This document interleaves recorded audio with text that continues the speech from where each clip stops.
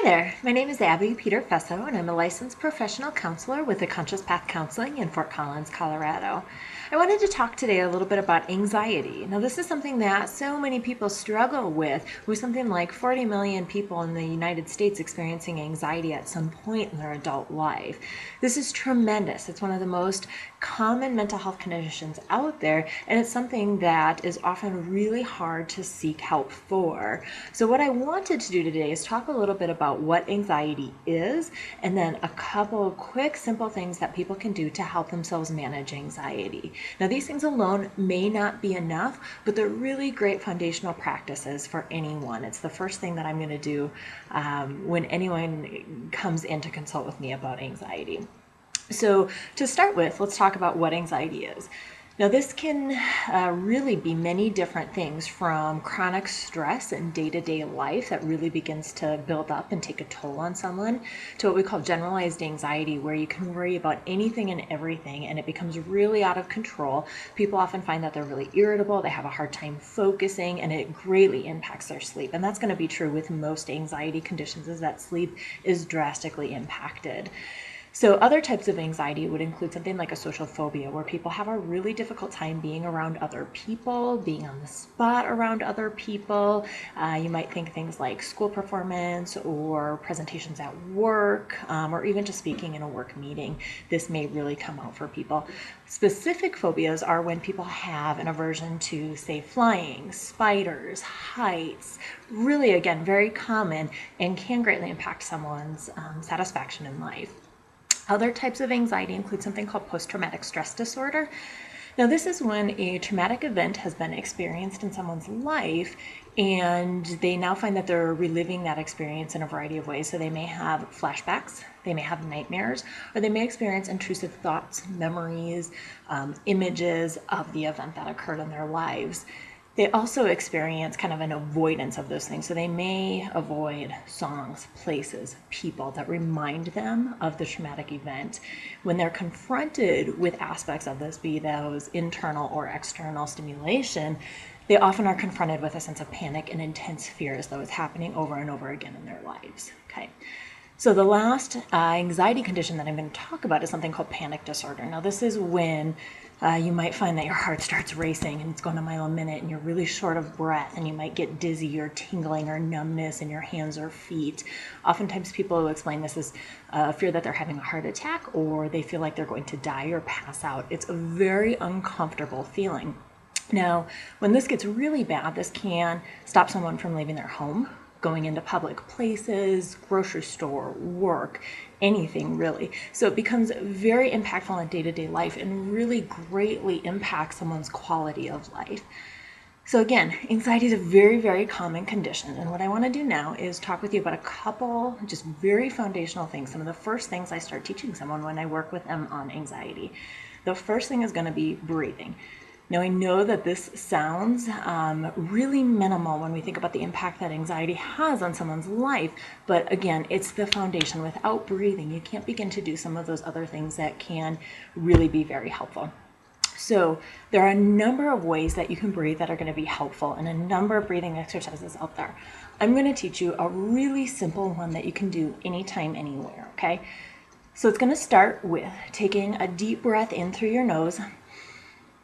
And you're going to do that for 5 seconds. And then you're going to pause at the top of your breath for 1 second and release through your mouth.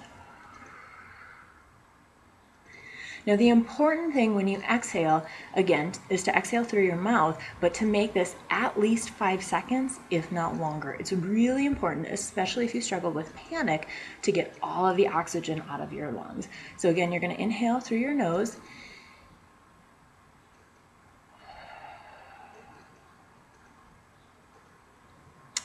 Now, one of the reasons this becomes really important is oftentimes when we get anxious or worried, our breathing is altered. So I want you to just sit with this for a minute. I want you to think of something that causes you a great amount of nervousness, stress, or anxiety when you think about it or are confronted with it.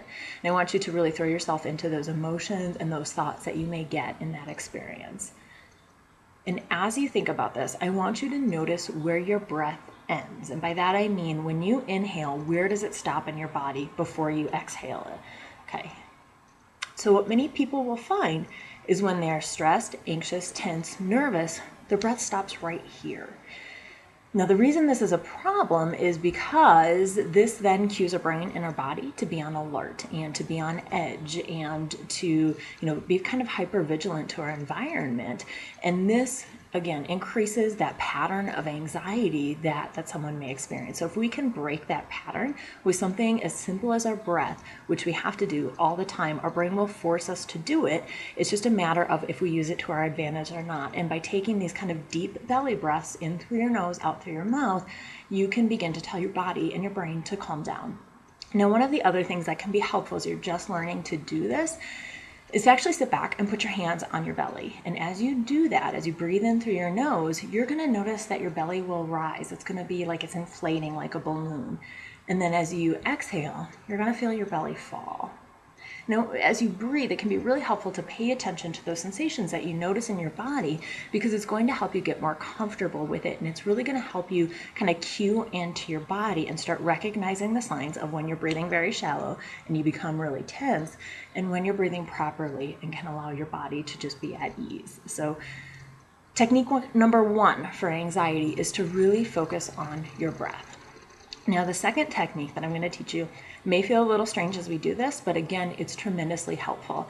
So when we get anxious or tense or stressed, our body starts to carry it. And there are some really common places that people tend to carry this. One being in your brow, in your jaw, in your shoulders, and then in your kind of hip area. So especially if you're at a job where you're sitting all day or maybe driving, something like that, oftentimes it's a place that people will carry stress and tension. All right, so what I want you to do is focus on relaxing the muscles in your body. Now, you can do this anytime, anywhere. And the technique I'm going to teach you today is a really specific way of doing this. So again, bear with me. I want you to take your hands and find your hip bones, okay? And I want you to get a sense of where they sit in your body, just that space that they occupy, and just notice that. Once you're good with that, I want you to take your hands and actually sit on them, and know that I'm doing this with you because I know this is really weird. People often get really freaked out when I ask them to do this in session, but it's, again, very helpful. So when you sit on your hands, I want you to notice what's called your sit bones. And it's going to be just like your hips. There's going to be this little bony area that protrudes. And I want you to, again, get a sense of the space that occupies within your body. Notice where it sits in your body. Notice the plane. Get a kind of sensation of that contact that you're making with that right now. Okay, now once you've got this, I want you to draw a 3-dimensional plane, kind of visualize this within your body. So you're going to go from hip bone to hip bone to sit bone to sit bone, and sit bone to hip bone. So you've got this like rectangular plane that occupies the space within your body. Now, what you can do with that is focus on relaxing the space in that area. Now, the reason this is so helpful is there's something called the vagus nerve that ends in that space. And when we're tense around that, it stimulates that nerve, which in turn stimulates our nervous system and kicks us into high gear, tells us to be on edge, be alert. Kind of the same things when we're doing that really shallow, tense breathing. So if we can relax this area, it's a way to communicate with our brain to calm down. So in turn, our body begins to relax as well. Now, anxiety is such a physical condition. If we can really focus on taking care of our body in a way that doesn't perpetuate that cycle of anxiety, this can go just a tremendous amount towards reducing the amount of stress and anxiety you experience in your life, or at least the impact that it has on day-to-day functioning. So you compare this with getting ready to do something that causes you anxiety. When you're in the middle of doing something that causes you anxiety, you can take a couple deep breaths and you can relax your muscles. And it may not take everything away, but it may help you to be able to push through and to overcome that. So I'd like to issue a bit of a challenge here. Try these out. They won't work unless you practice them. So look at it as a bit of anxiety prevention and something you can use in the moment when you're starting to feel nervous and anxious. So as part of this challenge, what I would encourage you to do is, for the next week, 5 times throughout your day, to stop and take 5 deep belly breaths in the way that we just practiced.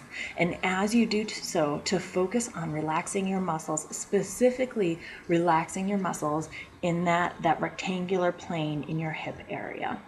So again, all this takes is 5 times a day for 1 week to take 5 deep breaths. Say when you wake up in the morning, maybe each time you eat a meal, and then before you go to bed at night. And I encourage you to try this out and see if you notice a difference. Particularly pay attention to the anxiety level you had before you started, and if there's any change that happens just from trying these few simple tricks. So that's all I have for you today. I do hope that this was helpful. Again, anxiety is such a common condition, and people are often very fearful of reaching out for help. It's part of the nature of the beast.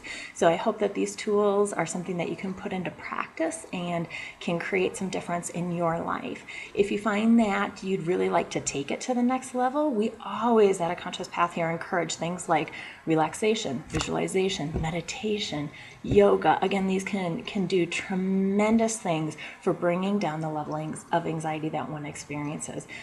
Now, sometimes you really need to take it to the next level, and that's where individual therapy can really be effective in terms of understanding the unique patterns of anxiety in your life and doing some work to maybe change some of those patterns in thinking and behavior. If you find that's the case, I'd really encourage you to seek out a therapist that feels like a good fit for you.